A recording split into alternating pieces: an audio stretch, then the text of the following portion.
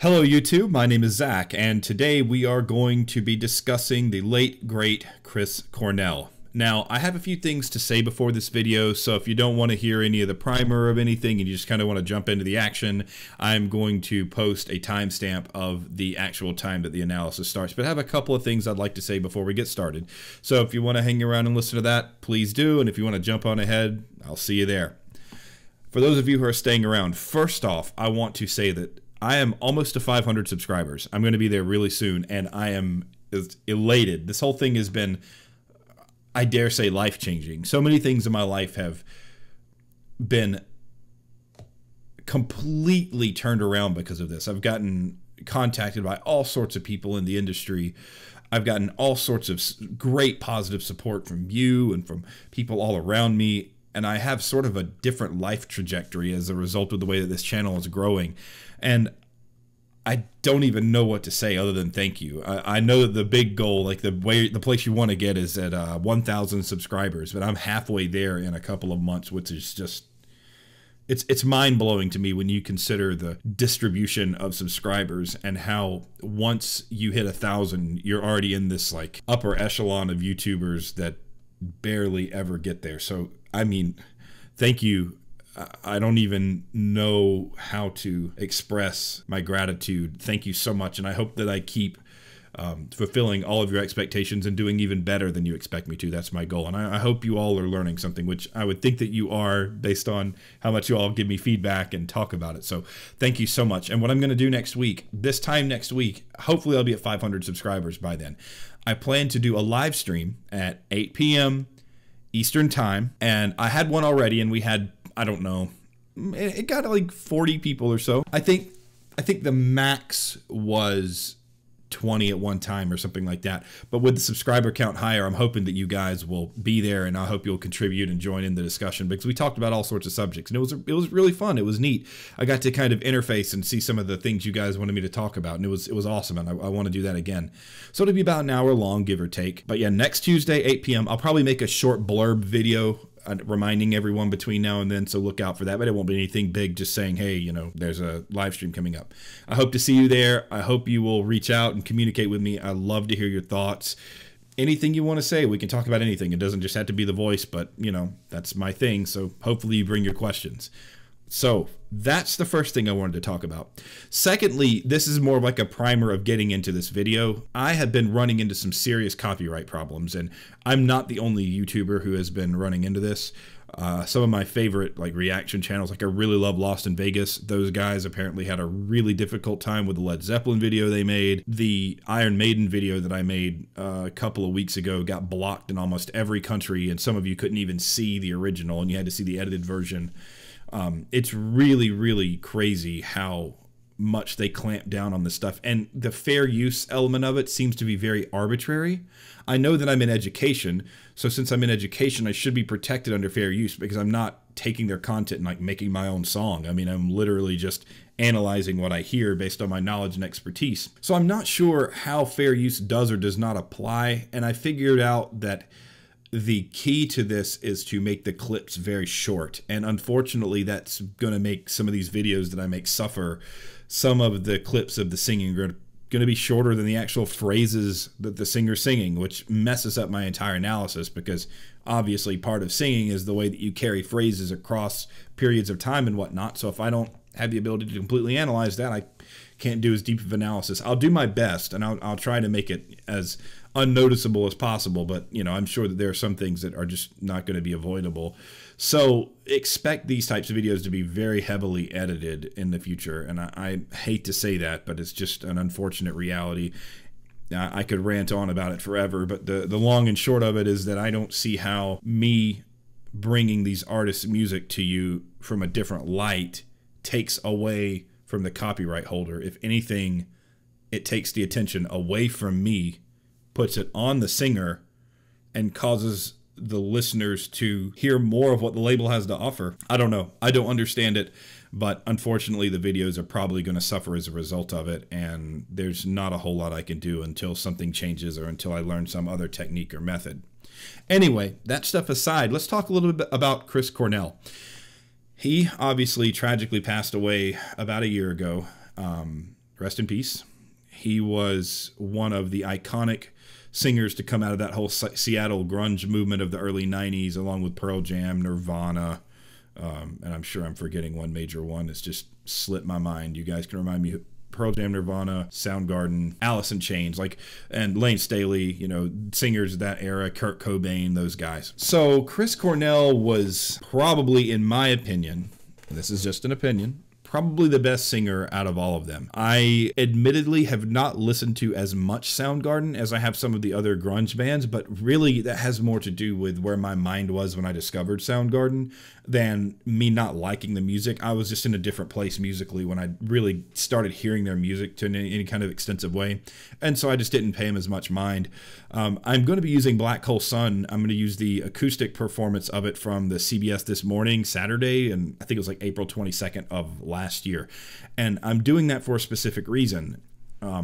He was 52 here, and I think that his sustainability over his career has been remarkable, and you will see that indicated in this performance. He definitely had an excellent set of technique that allowed him to carry his career from the beginning all the way until his untimely death. So, without further ado, this is an objective analysis. I am not applying personal opinion as to how much I enjoy the singer or anything like that. This is just how I would talk to Chris Cornell if he came into my voice studio and wanted a lesson. I try to be as objective, factual, and based upon academia as I possibly can.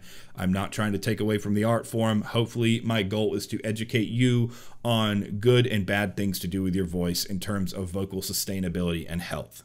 With that being said, here is Black Hole Sun being performed by Chris Cornell on acoustic guitar.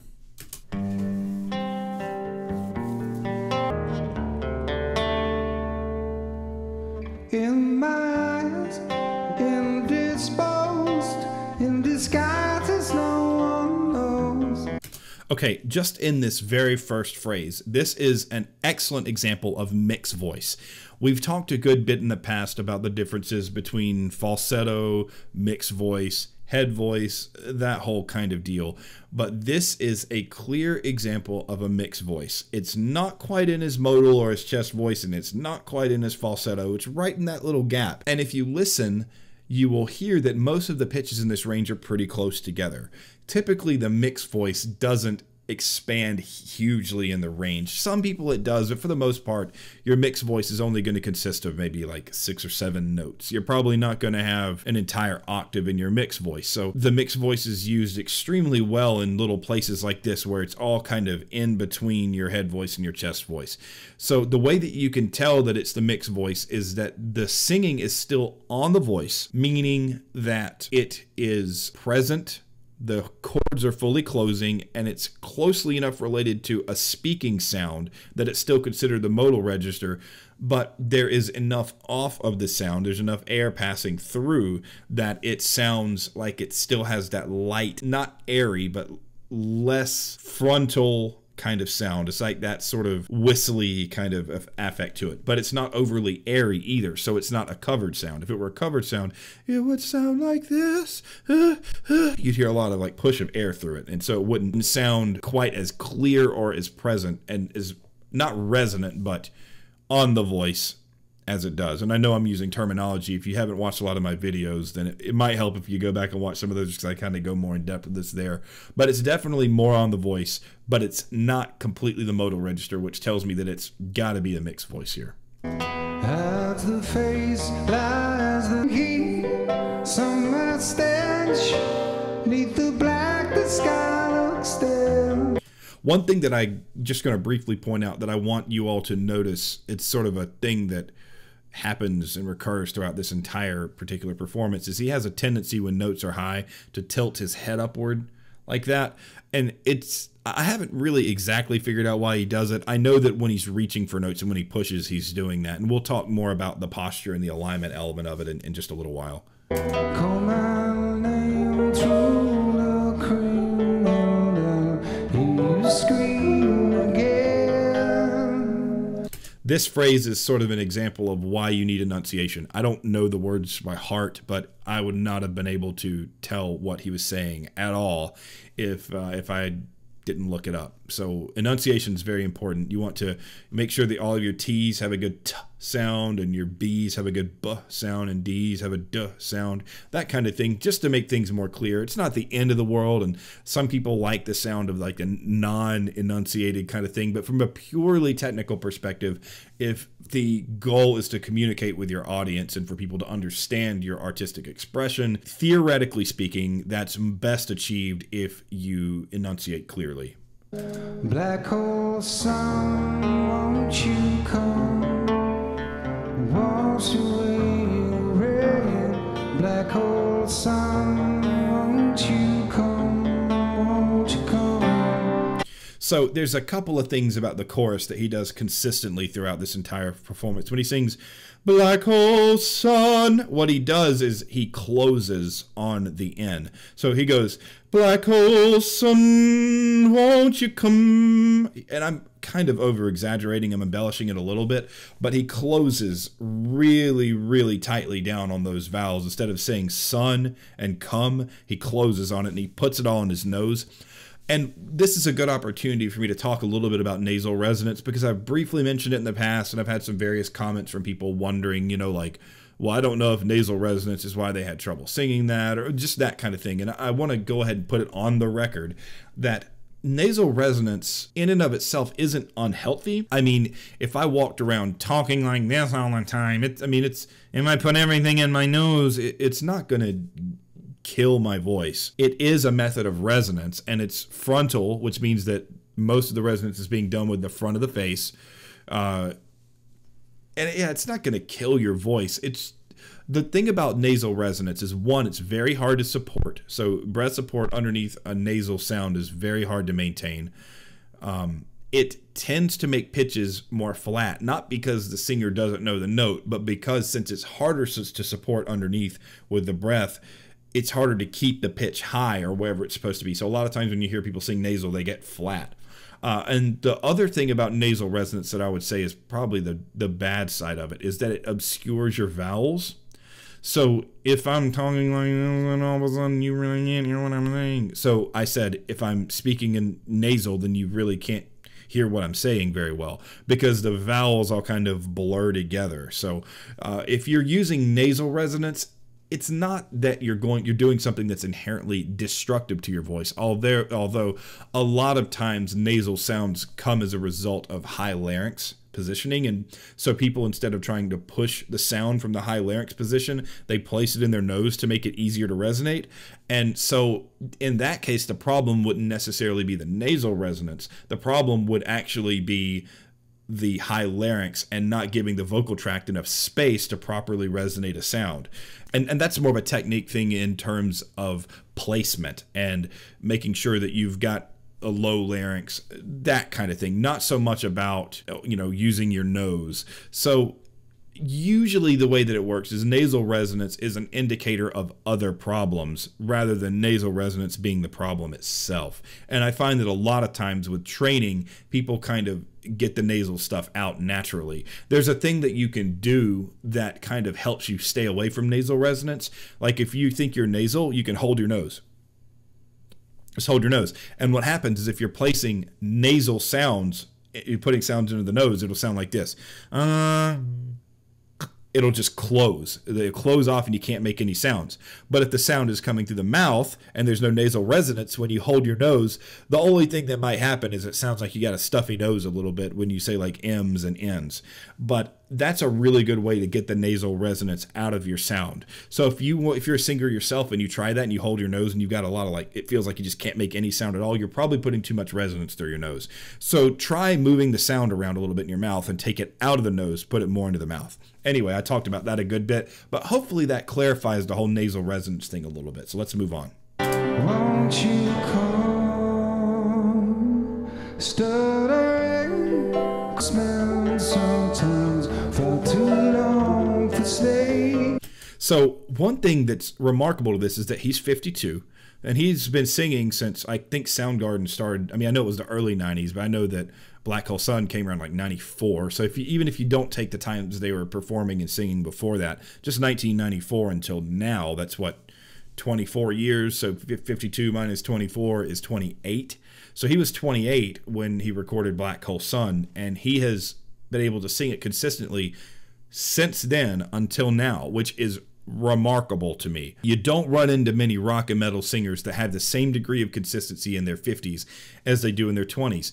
And I can tell you why. One of the big reasons is if you go back to the whole tension thing, there's no tension. Look at his face here. You don't see any forehead tension. There's no, you can't really see the neck, but I can tell you from other points you pay attention to it. There's almost no neck tension. The only tension that I would say that he has is he kind of tilts his head up, like I said, and he kind of widens his embouchure like that a little bit. And so that creates some unnecessary facial tension. The facial tension itself isn't the end of the world. It's not great because it engages muscles that don't need to be engaged. But as far as the mechanism of phonation, the sound sounds similar to his speaking voice. He correlates it to his speaking very well, which I've said so many times and have been backed up by people I've interviewed and all sorts of places, that correlating your singing to your speaking is the safest, healthiest way to go about doing things. And he's done that. And as a result, his voice has sustained itself. When you compare him to someone like everyone's favorite singer, James LaBrie, they're similar ages. They're probably within 2 or 3 years of one another. James LaBrie has had a much, much, much more drastic fall off vocally than Chris Cornell. Chris Cornell had no fall off basically because he used healthy habits. And so you can watch a performance late in his life and you're going to enjoy it just about as much as his early performances because he took care of his voice. So Chris Cornell is an absolutely perfect example of why you should be taking care of your voice. In my shoes, walking sleep, in my youth I prayed to keep heaven's sound, wash away the rain, black hole sun. So one thing that I want to point out there is some people think that if you don't squeeze up your face, you don't make faces when you sing, you can't be expressive. I completely disagree. Look at his eyes when he was just singing that phrase. He was communicating with his eyes. And when you're free of tension, you can express by communicating with your eyes. You don't have to push. You don't have to make these faces to make people think you're happy or sad or like being emotive. You can communicate just by your own natural way of being and the way that you look, the way that your eyes project. And that's something that you learn when singing on stage. A lot of times people can't make out your facial features all that well, so you have to sing with your eyes. You have to use your eyes to tell people what you're feeling or what you're thinking. And Chris Cornell just did that. Let me see if I can rewind a little bit and show you again so you pay attention to it. Black hole sun, won't you come, wash away the rain, black hole sun, won't you come, won't you come. See, he didn't really have to do anything with pressure or pushing or anything. He just said what he wanted to say through the song and through his affectation of his eyes and the way that he looked. Said everything he needed to say. So anyway, point made. Think about that next time you want to scrunch your face up when you're singing. Sun, won't you come, won't you come, black hole sun. Okay, so here we definitely see some neck tension for sure. And I think it's just like I said earlier, he has this tendency to crane his neck up and it might just help him feel like he's hitting the pitches better. It could be, and this is just a theory, but it could be because he's so used to putting the word sun through that sun, that closed nasal thing, that now he's opening up more so he isn't placing it quite as well. And so he's reaching for the note because this part does sound a little more pushed to me, but there's definitely neck tension there. And it's a combination of the way he's placing his neck and him pushing. His larynx is, I can't tell because of the light. I can't tell if it's high or low, but I'm certain that there is a lot of push going on here in this particular part. Black hole sun, won't you come, black hole sun.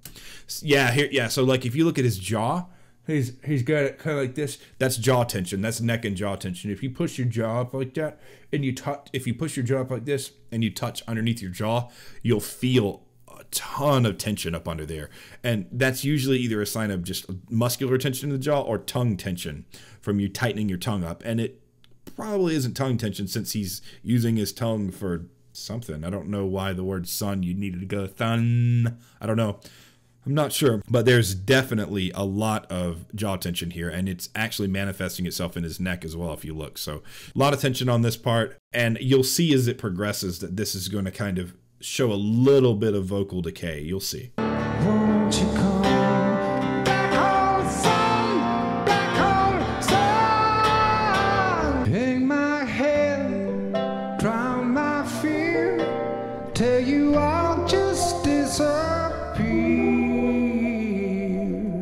So if you compare how he's singing that melody there to the beginning of the song, he's much more on the voice, it's much more present, even though he's using his mixed voice before. And that's one thing that is a testament to Chris Cornell's vocal versatility. He knows how to create lots of sounds, or vocal palettes of sound, or colors of sound, whatever you want to call it.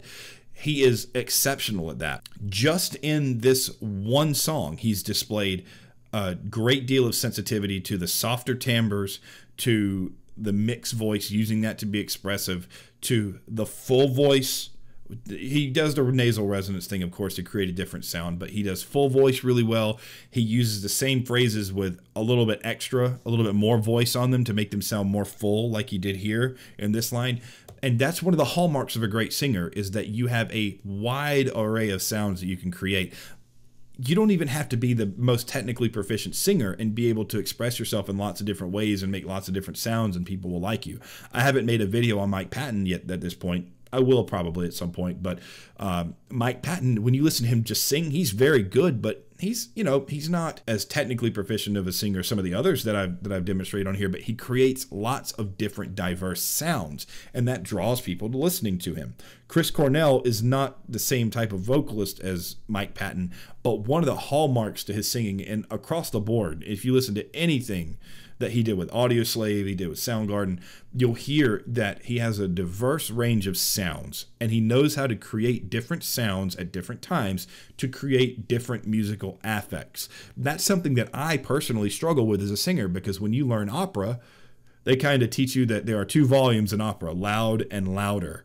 So I've learned to project, like, oh, like I do that kind of thing, right? I mean, my voice is huge and it carries across concert halls, but when I try to dial it down, it's really hard for me to do. So kudos to Chris Cornell, because it's extremely hard to develop a diverse musical palette of sounds to create with a voice like he does. Black hole sun, won't you come? Won't you come? Won't you rain? Black hole sun. Yeah, one thing that I could consistently say that would have helped him a little bit as a singer is opening his vowels up a little more. Black hole sun and not black hole sun. Not because what he's doing is harmful to him. It just makes it sound clearer if the vowels are more open. And it's a preference thing. You know, if you listen to somebody like Radiohead, like Tom York is very notorious for having like these like really mumbly kind of vowels, and it's kind of hard to differentiate what he's singing sometimes. So that's just some people's style. But for me, it is nitpicky. But for me, if he came into my studio and wanted to take lessons from me, I would encourage him to enunciate more, make his vowels a little more open, just so he could be understood a little bit better. Won't you come? Won't you come? Back home, son. Back home, son. So if you listen here, that sun note is starting to get a little bit flat, and it's indicative of some fatigue that's probably already setting in when he pushes like that. And one thing you should note here is that I think this was the only song he performed on this set, so he wasn't vocally tired or anything like that. Like, he hadn't been performing the whole time. So if you take how on pitch and consistent he's been, and then look at just this one phrase and how the word sun is starting to get a little bit flat, it shows how much when you push, it affects your technique as a whole, and it kind of takes things out of your control. Even though you might think that pushing helps you control more, it doesn't. It actually lets go of a lot of the control you have elsewhere in your body.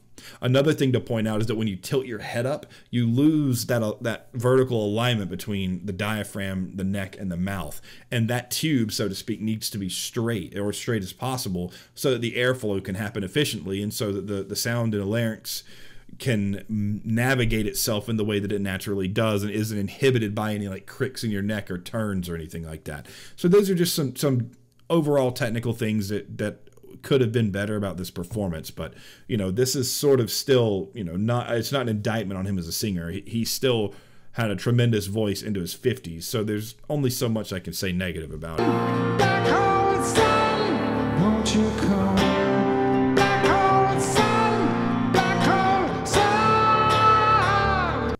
So, great stuff by Chris Cornell. An absolutely tremendous singer who was one of the best of his generation. Good technique. Not flawless technique, but very good technique, especially considering the genre and the style and how many singers there are in the rock genre that just have all sorts of major technical issues. He managed to find a way to mitigate most of them and was singing as well as anybody into his 50s.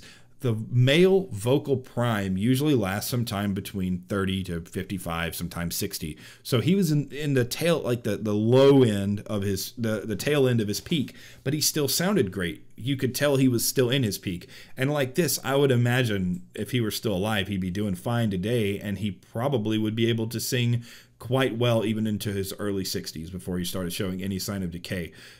The number one reason I would say that this is true is his lack of tension, except in very specific places. Most of the time he sung with very little tension. His technical issues had more to do with enunciation, vowel usage, diction. It was very rarely about pitch problems, and it only became about pitch problems when he was pushing. So that wraps this up. I hope you guys enjoyed this analysis.